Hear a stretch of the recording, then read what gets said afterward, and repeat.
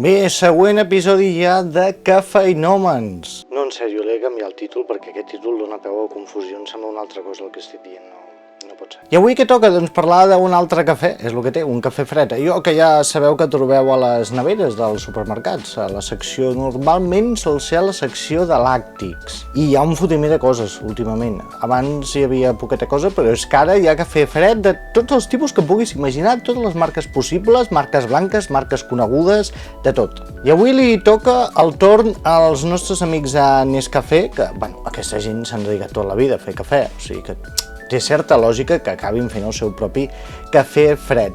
I concretament una varietat de les moltes que tenen, perquè, sisplau, fixeu-vos amb totes les varietats que tenen. Bé, sigui com sigui, aquesta és la de cookies. A veure, per què us deia això de les varietats que té? Doncs bé, perquè té certes singularitats aquest cafè fred. Primer de tot, no tenen la tapa aquella on hi ha un foradet perquè beguis, no. Aquí ja treu la xapa aquesta, perquè és com de plata, i a sota hi ha una altra tapa que és de plàstic i allà hi ha el foradet perquè puguis beure. Estil llauna de refresc, perquè ens fem una idea. L'altra és que l'envàs és de plàstic i també té això tot al voltant de cartró i va ser els primers en fer-ho. Els altres estaven serigrafiats pel damunt normalment, i aquest no, aquest té la cobertura d'aquesta cartró que suposo que deu fer que sigui més reciclable. I varietats, té moltes varietats diferents.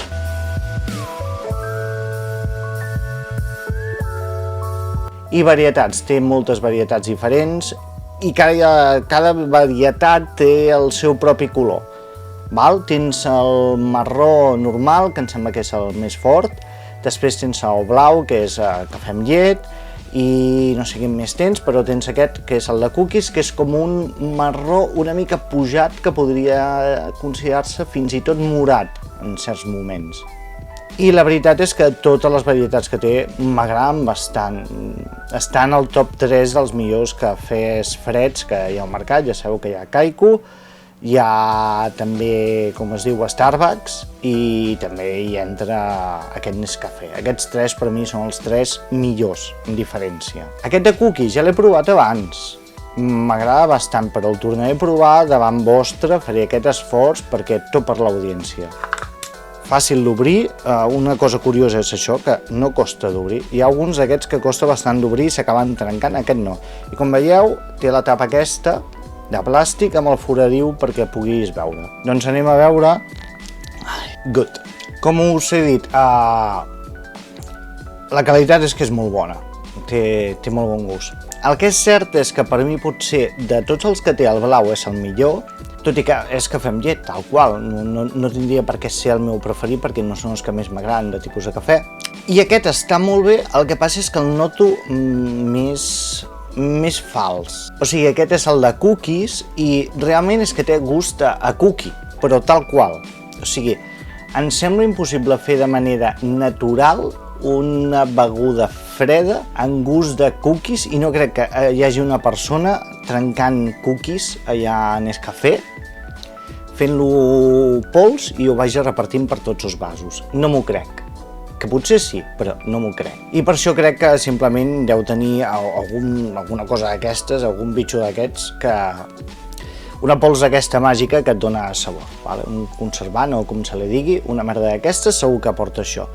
Però és que és bo, realment és molt bo i si t'ho prens fred, ben fred, és que t'entra superbé. T'entra fantàstic.